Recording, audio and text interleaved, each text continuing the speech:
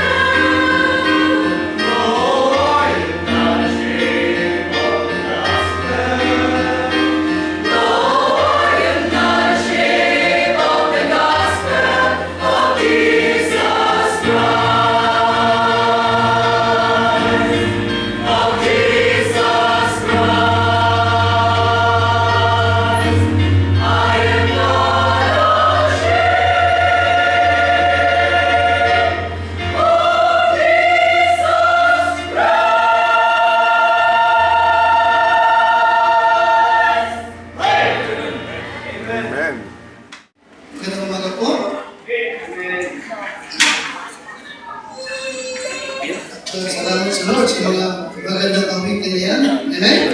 At yan po ay sa Bible Baptist Church nila ng mga pamilya. Alright, now, yung mga saying the book of Galatians chapter 6. Okay, the book of Galatians chapter 6. Nagwalang Galatia, kapitulo 6. Hindi po, yung mga talata po ng Tagalog ay inyong makikita sa screen. At hindi ko na inyo pong binabasa ang ating mga talata. Amen? Amen? Okay, sapagkat natin po ang kapangyarihan ng Diyos sa kanyang salita, hindi po sa aking salita. Okay, the book of Galatians chapter 6. At kung kapinaryan na, ay atin pong sabay-sabay basahin ang talatang 14. Chapter 6, number 14. Kinakita po ninyo? Ready? Basta. But God forbid that I should glory save in the cross of our Lord Jesus Christ, by whom the world is crucified unto me, and I unto the world. Now, ibig ko po na guhitan niyo po yung Lord Jesus Christ. Okay, naguhitan niyo na? Naguhitan niyo na po? Oh, and then, the world. Nakata yun? Amen? Kaya ibig ko ay meron tayong sariling Bible nyo, ha? Alright, ano yung una yung pinahitan? Okay, so this one, the world. And then, dito ko nyo sunod na I. The world crucified unto me and I. Nakatingin po? Tatlo ang pinag-uusapan dyan. Jesus Christ, pangalawa is what? The world, pangatlo, I. Ako. Okay? Sapagkat yung umaga, ay ibig kong makatayo that there are three things that died on the cross. Nakatayo? Sino yung tatlong namatay sa cross? Jesus Christ, pangalawa, the world, pangatlo, ikaw. Amen. Ha? Nakatayo? Now, sabi ni Pablo, God forbid that I should glory. Kung si Pablo, alam natin na siya'y Pariseo. Diba? Si Hudyo, buhat sa tribe ni Benjamin. Alam ni Pablo, pagdating sa law, perfect.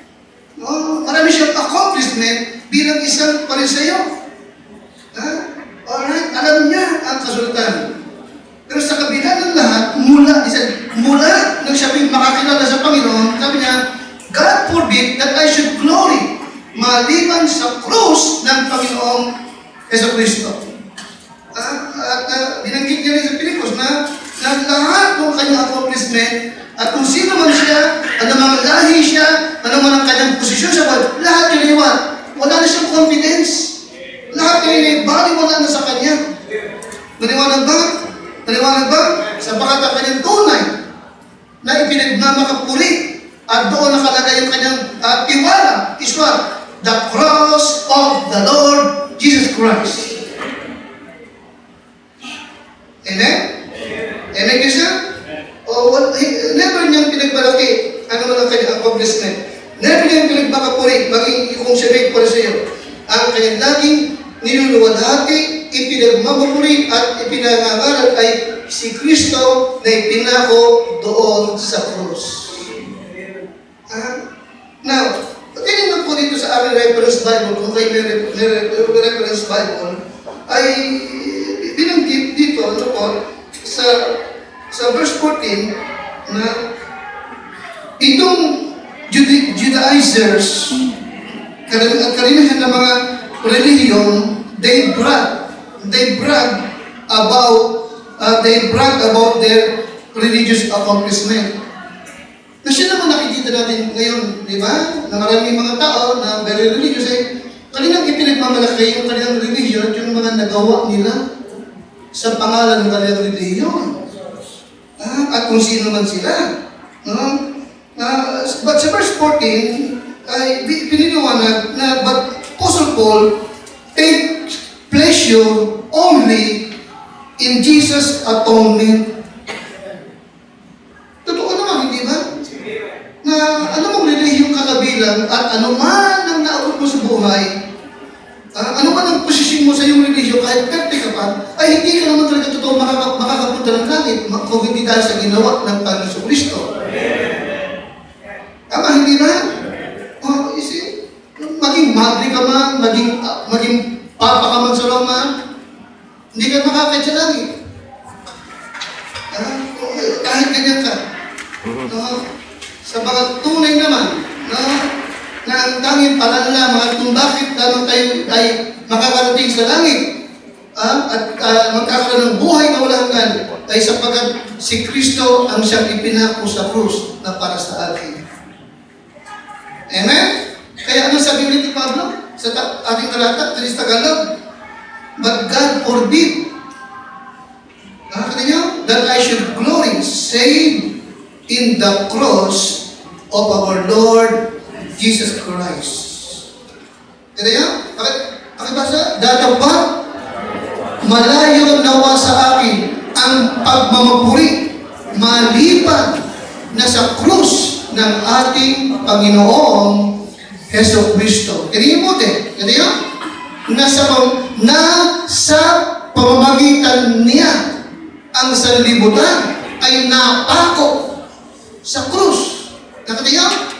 Sa kanang akin at ako sa sanlibutan. Ha? Now, in an introduction, ibig ko matandaan, malagay niyo rin sa inyong Bible. No? Now, what is the purpose of the cross? Ha? Okay? Ito ba'y inilagay na talata yung ating binabasa upang ikaw ay magsuot ng krusipiho? Ito bang cross ay binabanggit sa Bible ay dahilan bakit may mga tao na mayroong krus sa bahay, may krus sa church, at ang iba may nakasalit pang krus sa libden? Ha? Yung ba ang layunin? Bakit ito nakalagay? No. Ha? Yung krus ay pinagpag-usapan sa Biblia upang ipakita yung purpose. Ano bang layunin ng krus? Ano ba ang purpose ng krus at bakit si Kristo ay ipinako doon sa krus? At ng bagay, di ba ba, bilang intro, number 1, for our redemption. Ano yung unang layunin ng krus? For our what? Para sa ating katubusan. Doon sa krus, yung presyo ng kasalanan natin ay si Kristo lahat ang siyang nagbayad. Binayaran niya yung ating kasalanan doon sa krus ng Kalbaryo. Yes, the cross is for our what? Redemption. Katubusan. In Matthew 20:28, yun niyo sa screen sa Tagalog, Matthew 20:28, dahil lahat nga, gayon din naman, ang anak ng tao ay hindi naparitaw upang paglingkuran, kundi upang maglingkod at ibigay ang kanyang buhay na pangtubos sa marami. Nakatinig po yun? Doon sa krus, ibinigay ni Kristo yung kanyang buhay. Paliwanag ba? O para saan? Para saan? Na pangtubos. Kanino? Kanino? Sa mga pinili lamang? Sa mga predestinated? Sa mga elect? No! Sa marami. Amen? Ano ang purpose ng cross? For our what? Redemption. Doon nabayaran ng ating mga kasalanan. Amen, Krista? Kaya nga, kung ibig mo lang talagang makatiyak ng pagtungo ng kalangitan, hindi ka na maghihirap. Wala ka lang dapat pagdusahan sapagkat si Kristo ang nagdusa ng lahat. Upang libre mong matanggal ang kaligtasan. Hindi ka na magpapahirap. The gift of God is eternal life through Jesus Christ our Lord.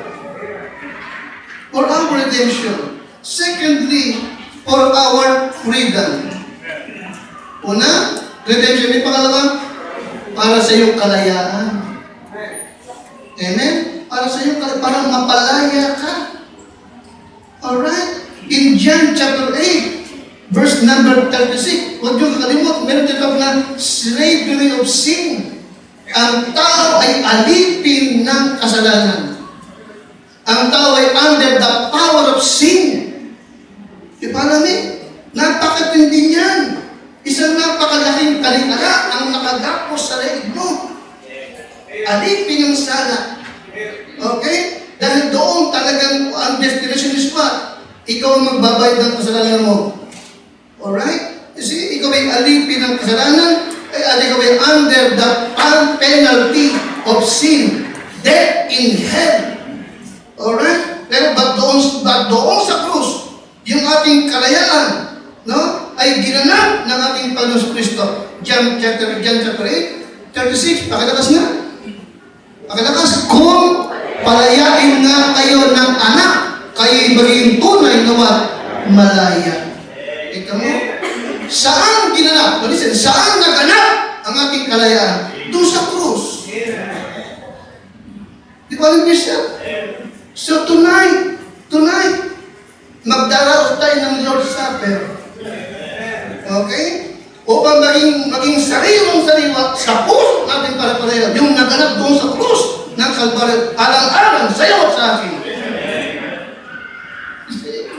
Kaya pag tinawag, what is the purpose of the cross? Ano yung number one purpose what? For our what? Redemption. Number two is what? Freedom. Liberty. Naganap ang kalayaan, napalaya tayo ng Panginoon. Amen? Kaya kita mo, ang puro ng alam bilin niyo sa atin, kayo ay pinalaya na huwag na kayong paalipin pa sa kasalanan. Amen? Napalaya ka na. Huwag ka nang maalipin pa ng kasalanan na masamang bisyo, masamang gawain. Huwag ka nang maging alipin pa ng sino mang tao. Okay. What is the purpose of the cross? Number 3, to produce fruit. Kita mo? Ano yung pangatlo? Gusto ko magandaan niyo po yan. Pangatlo purpose ng cross what? To produce fruit sa iyong buhay. Amen? Sa kanilang buhay mo sila, sa kanilang bunga mo sila makikilala. Yung taong natubos, yung taong napalaya ni Kristo, makikilala mo sa bunga. By their fruit, you shall know them. Amen? Sa buhay mo ba, nakikita napalaya ka na ng Panginoon sa kasalanan? Sa buhay mo ba ngayon, nakikita yung bunga na hindi ka nasa ilalim ng penalty ng kasalanan? By their fruit, you shall know them. Alright? O, tingnan niyo po. In the book of Romans 6:22. Yes, to produce fruit in our lives. Okay. To make something out of me. Alright? To make something out of me. Nakita niyo? Okay, Romans 6:22. Tingnan yung purpose ng cross. Romans 6:22.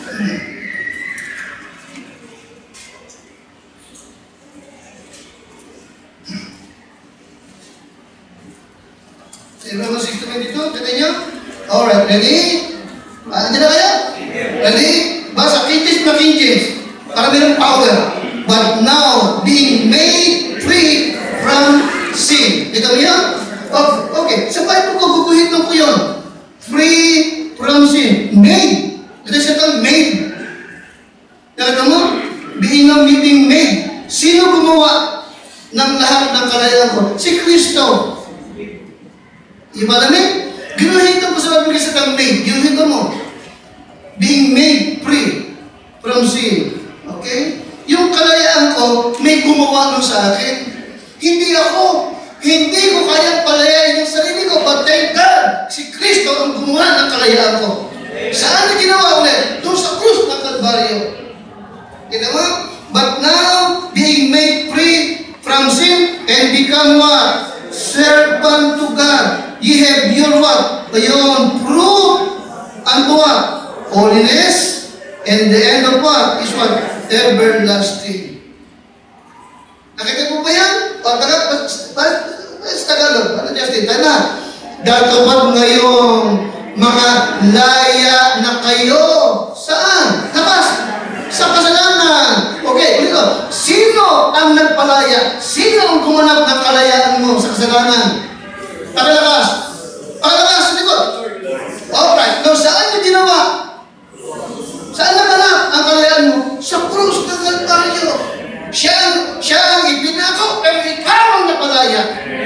Isipin mo yun, kapatid. Siya ay ipinako, ikaw naman ang napalaya. Isipin mo lagi yun. Isipin mo na bakit lagi excited na gawin ito. Sapagkat mayroong Kristong tumubos ng sala ko at pinalaya ako. Amen? Kaya ba't babalik ka pa sa dati mong buhay? Napalaya ka na. Amen? Dapat ngayon, mga laya na kayo sa kasalanan at naging mga alipin ng Diyos. Bakit mo?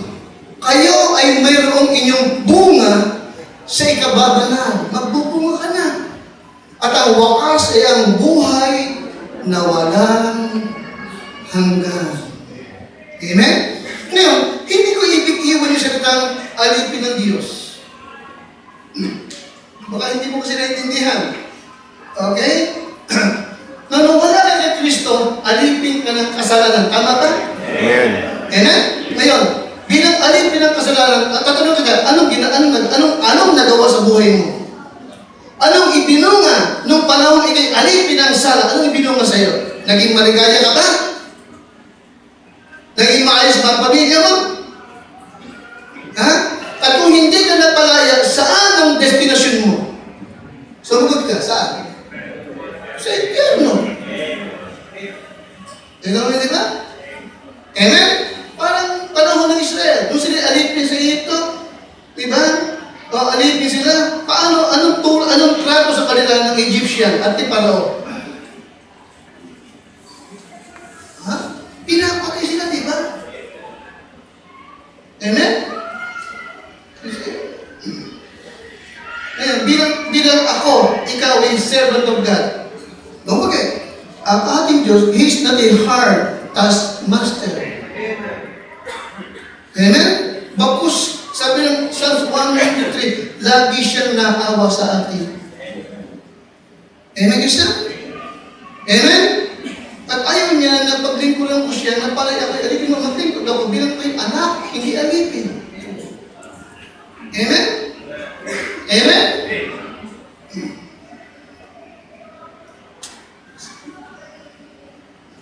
So to produce fruit in our lives. Now, anong bunga? Anong bunga ngayon ay nakikita ng Panginoon sa iyo? Amen, isa? Kaya hindi ka lamang pinubos, hindi ka lamang pinalaya, but ano siya, nag-expect ng bunga, mga bunga sa ating buhay. Maliwanag pa? Ano kasi bunga ang pinag-usapan? Ikababanal. Amen? Amen? Ikababanal. Mabubuting gawa. Amen? Pananampalataya. Pagsambang may katapatan. Naiwangan na, bunga yun eh. Amen? Yung buhay na binago, buhay na may patotoo, buhay na si Kristo ang siyang nakikita. Bunga. Yun ang pinag-uusapan. Okay? Amen, kisa? Amen?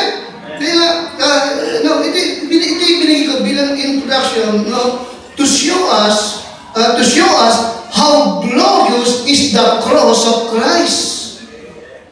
Amen? Bagamat yung cross ay sumpa. Diba? Okay? Nagpapahayag dito ng madugot, mahirap na pagdurusa sa kay Kristo. Ang kapalit naman yung glorious, kaluwalati sa buhay mo, sa buhay ko. At meron siyang kamangha-manghang na nagawa sa buhay natin.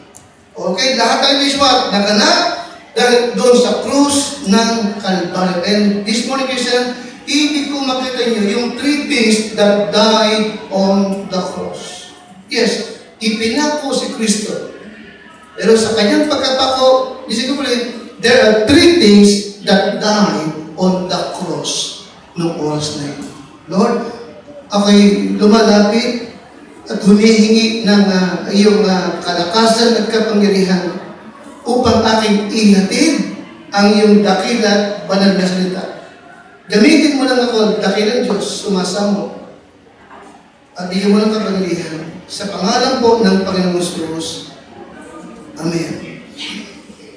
Three things that died on the cross. Number one is what? Yes, Jesus Christ died on the cross. Jesus Christ died on the cross. Pinagunito ko na kay John chapter 19, 33 to 34. Okay, Jesus Christ died on the cross. In John chapter 19, 33 to 34, no, okay, lagi po natin alalahan na okay, Christ did not just collapse. Hindi siya nag-collapse lang. Hindi siya nahilo lang. Okay? At hindi siya, listen ka pala, hindi siya nagpaguluwari na namatay. Hindi siya nagpatay-patay. Okay? Hindi. Yes, He died. Siya po'y namatay doon sa krus. Alright? At upang patulayan at makasigurado na siya'y patay, siya po'y sinaksak ng mahaba at malapad na sibat ng isang Roman soldiers. Okay, kaya? Everything. Ngunit, nang magsiparaw sila kay Jesus, ay at makitang siya'y patay na, ay hindi na nila siya inumog ang kanyang mga hita. But in verse 34, pakalakas nga, gayunman, siya po'y sinaksak ang kanyang tagliran ng isang sibat, ng isa sa mga kawal, at pagkakaiwat, lumabas ang dugo na may halong tubig. Nakita po ninyo? Yes, Jesus Christ died on the cross. Alright? At bilang patunay, listen ka po rin, sapagkat alam ng Panginoong Diyos na darating ang araw na maraming magsasabing si Kristo ay hindi talaga namatay. Siya'y nawalan lamang ng uliran, at siya'y inilibing, akala nila'y patay, ngunit yung lamig ng libingan ang nag-revive sa kanya at siya'y nakalabas. Ito po'y isang version ng gospel. Okay? Kaya ulitin ko, Jesus Christ died on the cross. Amen, Christian? Amen? Amen? At bilang patunay, na siya namatay in verse number 34, but one of the soldiers with a spear pierced his side, and forthwith came there out blood and water. And verse 35, pakalakas nga, and he that saw it bear record, and his record is true, and he knoweth that say true, that ye might what? Believe na si Yesu Kristo ay tunay pong namatay. Alright? Now, apat na bagay. Ibig ko rin na okay, number one, it was a foretold death. Ang kanyang kamatayan ay isang bagay na hindi in-expect. Hindi. Bagus noong pa man, ito ay madalas pong binabanggit ng ating Panginoon. Sabi na Lord, ako'y tutungo ng Jerusalem, ako'y dadakpin doon, ako'y ipagkakanulo, at ako'y mamamatay. Maraming ulit niyang binabanggit. You see? Okay, amen? It was a foretold death. No? This was not unexpected na gaya ng ipinapalagay ng iba. Talagang ang kanyang layunin ng kanyang pagparito ay upang kanyang ibigay ang kanyang buhay bilang pangtubos sa marami. Pangalawa, it was a cruel death. Ang kanyang kamatayan ay isang malupit na kamatayan. Alright? Kamatayan na para lamang sa isang pusakal na kriminal. Datapat ang ating Kristo, hindi nagkasala kailanman, ni walang anumang masamang bagay na lumabas sa kanyang bibig. Ang bibig ko rin, wala siyang sala. Walang makapagpatunay. Minsan sa kanyang pangalan ay kanyang sinabi, sino sa inyo ang makasusumbat ng anumang masama o sala sa akin? Walang sino mang makapagsalita. Di ba namin isa? Amen? Sa loob ng maraming mga araw, na siya po'y sinusubaybayan ng kanyang makaaway, naghahanap ng anumang maipupulang masama ng iyo, wala silang masabi. Alright? Pero sa kabila ng lahat, mga kapatid, si Kristo po'y dumanas ng what? Anong kasing death? Cruel. Malupit na kamatayan. Ha? Okay? Hinagpas, nagkadurog-durog yung kanyang laman, yung kanyang mukha. And in Matthew 27 and verse number 35, and they crucified Him. Alright? Matthew 27 and verse 35, makibasa nga po ng malakas tayo. At nang siya'y kanilang maipako. Okay? Sa krus ay kanilang binahagi ang kanyang mga damit na kanila po itong pinagsugatan. Yes, Christian, ay cruel death. They crucified Him. Now, bakit? Lagi po nating aalalahanin. Ano po? Okay? Na yung ating mga kasalanan ang siyang dahilan ng lahat ng ito. Lagi po tandaan, ang iyong kasalanan ang siyang dahilan kung bakit si Kristo ay dumanas ng malupit na kamatayan. Alright? Ay foretold, cruel, and pangatong bagay, required death. Necessary. Kailangan talaga siyang mamatay. Ito ay kamatayan na talagang ginawa niya sapagkat kailangan mo, kailangan ko. Amen, Christian? Amen? Lagi kong binabanggit. Okay? Kung sino man talaga ang mayroong pangailangan kung bakit nagkatawang tao siya, hindi siya, kundi ikaw. Maliwanag ba? Ang Diyos walang kailangan. Ang Diyos walang pangangailangan. Maliwanag ba? Ikaw ang may kailangan at laging nangangailangan. Hindi siya. Maliwanag ba? Amen? Amen? Alam niyang siya'y mamamatay, alam niyang siya'y magdurusa, pero hindi niya inalintana ang lahat. Maliwanag ba? Amen? Bakos nagkatawang tao siya. Alright? At nagtiis ng malupit na kamatayan. Lahat ng yun ay alang-alang sa iyo at sa akin. Amen?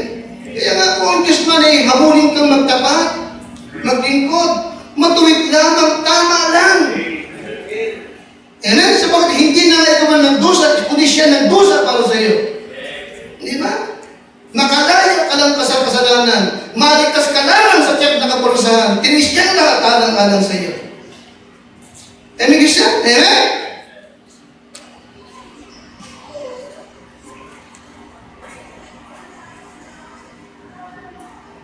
Alis ako dahil yung prayer. I pray na.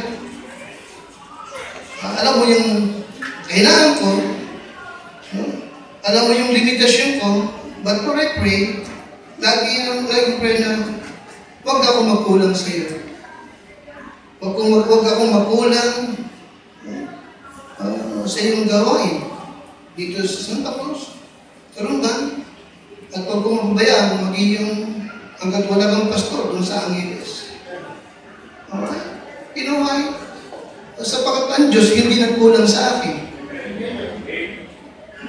Amen? Okay. Lagi siyang tapat sa atin. Okay? So matuwid lang tayo din dapat laging tapat sa Kanya. Amen, Minsan, ang mga preacher, laging nag-iisip na baka naman kaya member na sasawa na laging hamong katapatan. Minsan lang, hinahamon ko na ng katapatan, hindi ka pa magtapat. Hindi ka pa hamunin. Di ba? Pero ang Diyos laging tapat. Hindi nagkukulang. Amen? Laging umiibig, laging naaawa sa atin. Laging nagmamalasakit. Okay? In Hebrews chapter 2 and verse number 9. Kaya yes, Christ died on the cross. Okay? And this was not unexpected. Because it is foretold, cruel. Then number 3, required. Ang kanyang kamatay ay kinakailangan. In Hebrews chapter 2 and verse number 9. Nakati po, tayo lahat pakalakad, that He, by the grace of God, should taste death for every man. Basahin niyo po muna sa kanya, sabi mamaya po sa Tagalog. Kaya yun, No, sa Bible ko, ginuhit kami sa kan, okay, kay God, God should taste death for every man. Alright? Ay, ganun lang bakit, no? Ang Diyos ay walang kamatayan. Ang Diyos ay walang hanggan. Ang Diyos ay hindi namamatay at hindi mamamatay. Maliwanag ba? Pero doon sa krus ng Kalbaryo, ang Diyos nakatikim at nakaranas ng kamatayan. Ito yun? Ano yung mas Tagalog? Kaya nga, pakalaga, kundi nakikita natin ang ginawang mababa ng kaunti kaysa sa mga anghel. Sa mga tuwid ay si Jesus na dahil sa pagbata ng kamatayan ay pinutungan ng kaluwalhatian at karangalan upang sa pamamagitan ng biyaya ng Diyos ay nasapin or matikman niya ang kamatayan dahil sa bawat kanino. Kita mo? God tastes death for every man. Alright? Sabi din ng Philippians chapter 2, 5-8, okay, siya naging masunurin hanggang sa kamatayan. Oo, sa kamatayan o sa krus. Bagamat hindi niya kinakailangan sumunod, pero natuto siyang sumunod. At siya'y sumunod hanggang sa kamatayan doon sa krus. Yan ang isa? Yes, Christ died on the cross. Alright? Ha? Don't forget this, ibig ko rin kakantay mo lagi, no? The cross was God. Ha? The cross was God in the flesh, tasting death for everyone. Pakibasa ka ng malakas. The cross was God in the flesh, tinikman ng kamatayan para sa lahat ng tao. Amen? Amen? Listen. Ito yung kind of the biblical Christianity. Alright? Na kung wala ito, talagang wala tayong kapag-apag-asang maligtas. Kung hindi sa krus ng Kalbaryo, listen ka po rin, okay? Yung death and hell ay final side sa akin. Are you with me ulit? Amen. But thank God, sa bawat si Kristo na nagbayad ng ating sala, sabi ng Bible, wala nang hatol sa mga nakay Kristo. Amen, Christian? Amen? John 5:24. Okay, verily, I say unto thee, he that heareth my word and believeth on him that sent me, hath what? An everlasting life, and shall not come into what? And shall not come into what? And shall not come into condemnation. Hindi ka napapasok sa paghatol. O di ba kung nalipat ka na from death unto life. Bakit? Because on the cross, ang Diyos na nasa katawang tao ay tinikman ng kamatayan para sa iyo at para sa akin. Yes, Christ died on the cross. Alright? On the cross, we see the Savior doing what was essential upang tayong makasalanan ay maligtas. Alright? Doon sa krus ay ating nakita po ang tagapagligtas. Ginawa niya yung kinakailangan upang tayo ay maligtas. Amen? In John 15, upang ang sino man na sa kanya sumampalataya ay huwag mapahamak, kundi magkaroon ng buhay na walang hanggan. Amen, Christian? Amen? Christ died on the cross. Alright? Anong kasi kamatayan ito? Foretold? Anong pangalawa? Pakalakas? Anong kasi kamatayan pangalawa? Kluban, pangatlo? Required. And pang-apat, proclaim. It was a proclaimed death. Amen? Anong kasi kamatayan? Pakalakas na? Pakalakas sa likod? Proclaim. Amen? Amen?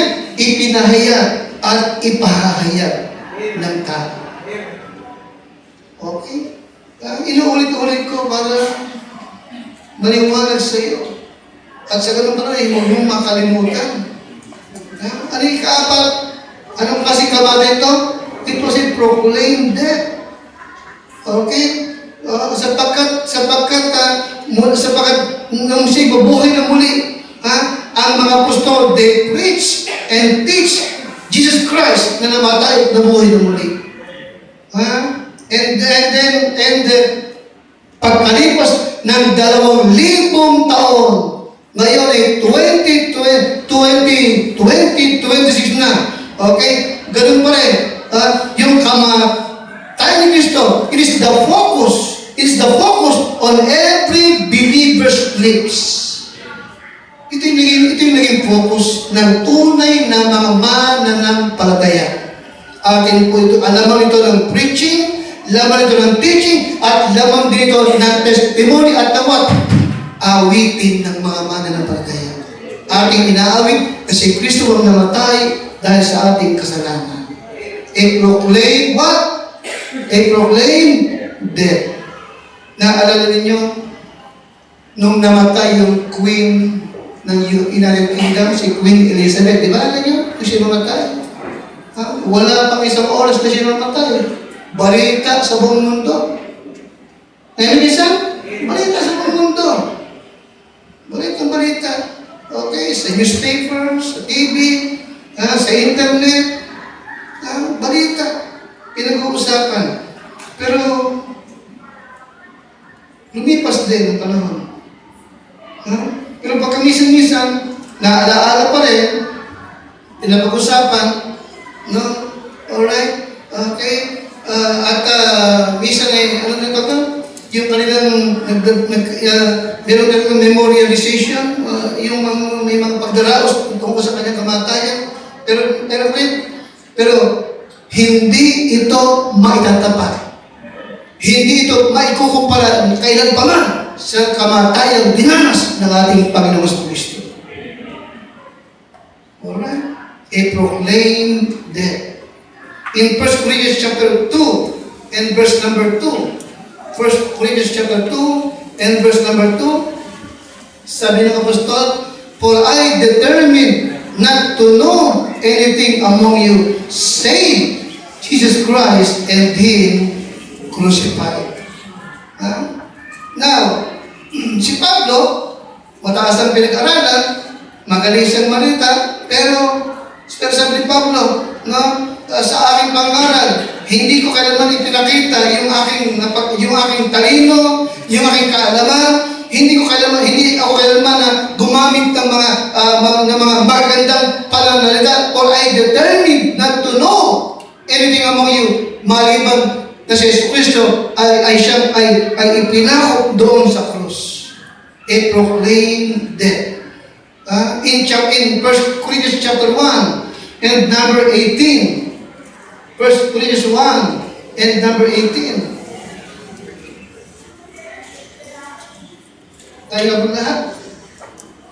For the preaching of the cross is to them that perish foolishness, but unto us which are saved, it is what? It is the power of God.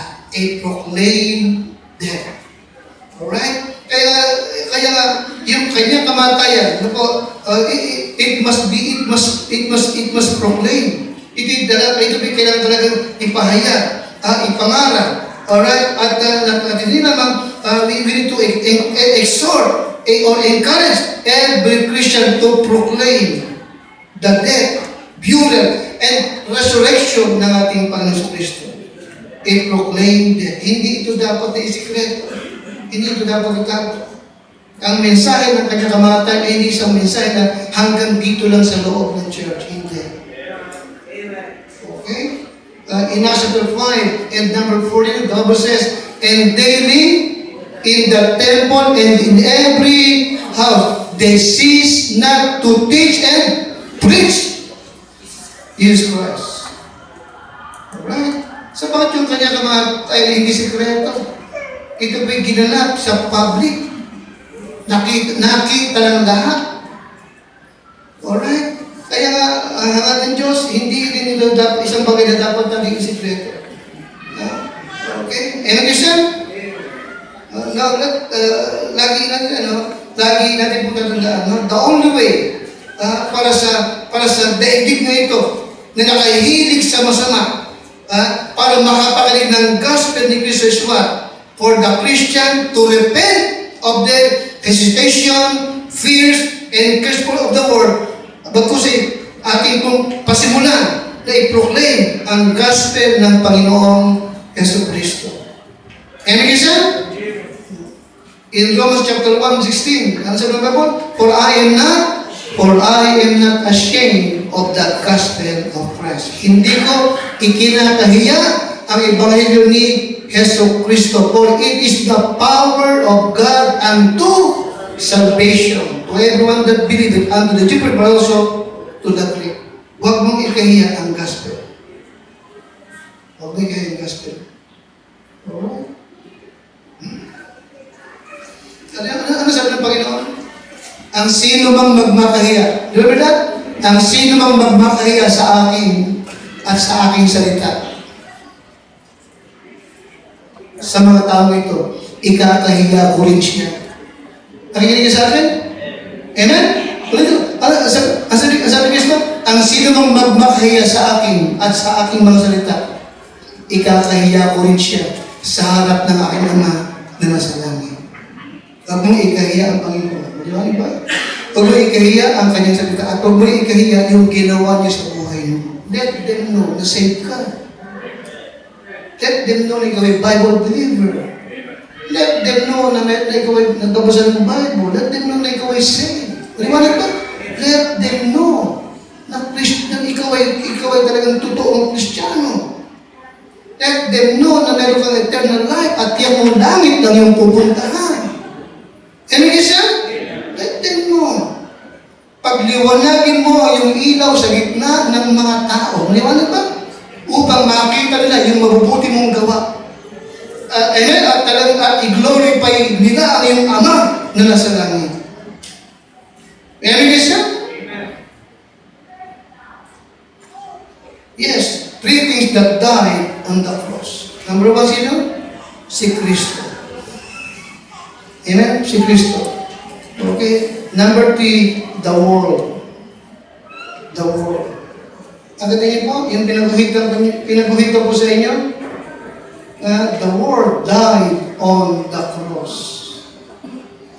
Alright? Doon sa cross, napako din ang sanlibutan.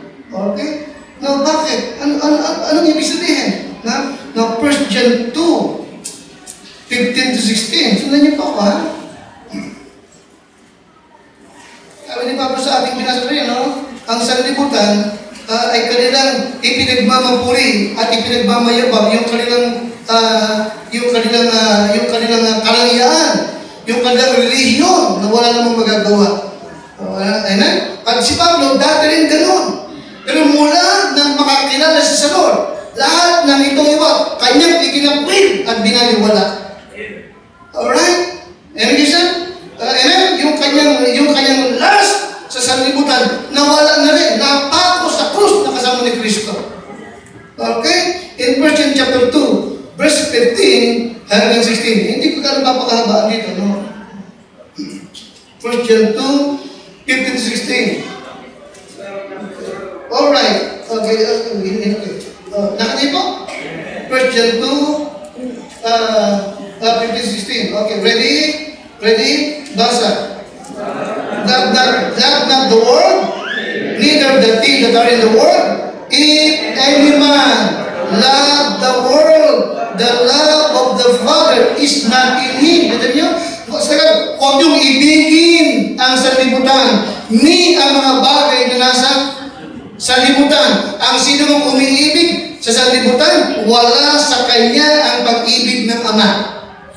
Ito niyo ba? Ito yan? Pakita siya? Huwag niyong ibigin ang sanlibutan, system, okay? Ni ang mga bagay na nasa sanlibutan. Kung ang sino man ay umiibig sa sanlibutan, wala sa kanya ang pag-ibig ng Ama. 16. For all that is in the world, ano yun? The lust of the flesh, the lust of the eyes, and what? The pride of life is not of the Word. It is not of the Father, but it is of the Word. Okay? Sapagkat ang lahat na nasa sanlibutan, ang masamang pita ng laman, ang masamang pita ng mga mata, at ang mga kahambugan, kapalaluan sa buwan, ay hindi ito mula sa ama, kundi sa sanlibutan. Alright? Oh. And the world passeth away, and the lust thereof, but he that doeth the will of God abideth forever.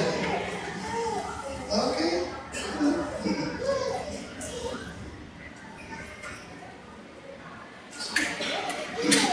Now, huwag niyong kakalimutan, hindi ipinangako sa atin ng Diyos ang sanlibutan. Ang ipinangako ng Diyos sa atin ay tayo po'y tagapagmana ng kanyang kaharian. Amen? No, bakit sinabi ng Panginoon na ang umiibig sa sanlibutan ay pakikipagkagalit sa Diyos? Bakit sinabi ng Panginoon Diyos na ang umiibig sa sanlibutan, wala ang pag-ibig sa kanyang ama? Bakit? Sapagat nung napalito yung anak, hindi siya tinanggap ng sanlibutan, kundi ipinako nila ang ating Panginoon. Kaalimit mo din? Now, let me remind you, Christian, okay, mula nung sinaparito hanggang sa ngayon, never na ang Panginoon Kristo ay popular sa mundo ito. Never. Tama ba ako? According to the Bible, ang sanlibutan ay nakikipagkagalit sa Diyos. You see? In the book of James, chapter 2. James chapter 2.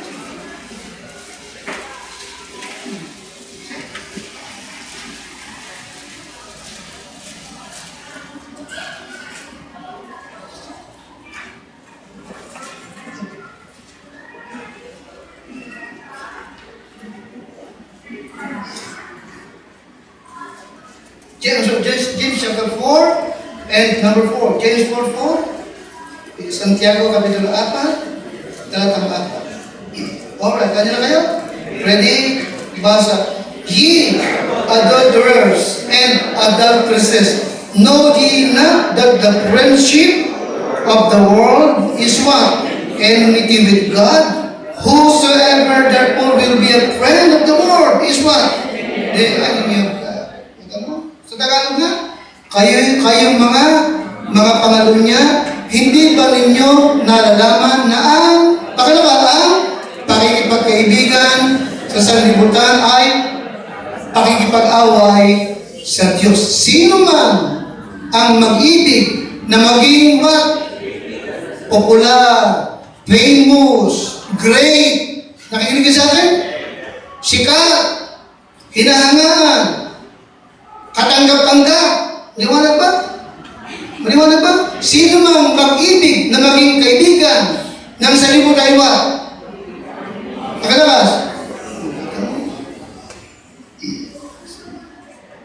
But the Word died on the cross.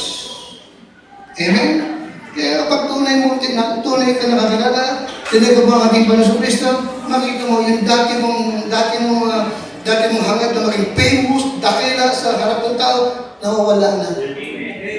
Iwanag ba? O wala na. Kung sisimula kang ngayon i-proclaim, ay walang iba kundi si Kristo ipinako doon sa krus. Amen? Kaya mahirap mangyari na totoong Kristiyano ka, gusto mong maging sikat na artista. Maliwanag ba? Maliwanag ba? Maliwanag ba? O kaya is what? Is pa? Politiko. Siyempre, ipoproclaim mo, magaling ka. Ikaw ang kasagutan sa tao. Diba? Maliwanag ba? Pero kapag tunay kung nasa Panginoon ka, wala na. The Word is what? Dying the cross. Amen? Ang confidence mo, wala na sa kung anong meron ka, kung sino ka, wala na. Ang confidence mo, what na kay Kristo Jesus na lahat. Dahil siya ipinako doon sa cross. Christ died on the cross. The Word died on the cross. And number 10, the last, I. Nakalakas nga? I died on the cross. Alright?